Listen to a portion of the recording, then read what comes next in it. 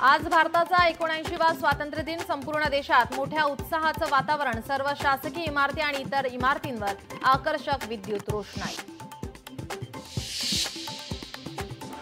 पंतप्रधान मोदींच्या हस्ते दिल्लीतील लाल किल्ल्यावर ध्वजारोहण। पंतप्रधान मोदींनी सलग 12व्यांदा फडकवला तिरंगा।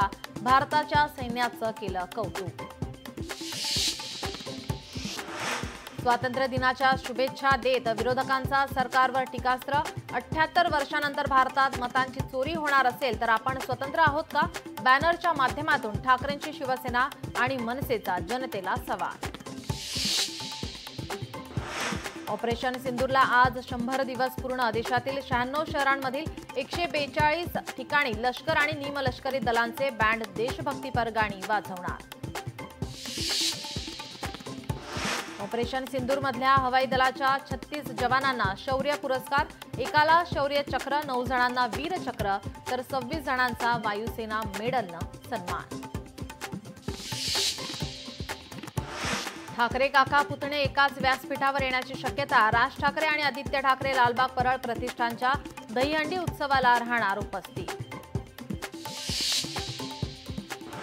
ठाण्याच्या गडकरी रंगायतांचा आज स्वातंत्र्य दिनी उघडणार पडदा। उपमुख्यमंत्री एकनाथ शिंदे यांच्या हस्ते होणार लोकार्पण। पंढरपुरात स्वातंत्र्य दिनाचा उत्साह। विठ्ठल मंदिरात फुलांची आकर्षक सजावट। देशभरात आज जन्माष्टमीचा उत्साह। कृष्ण मंदिरात भाविकांची गर्दी।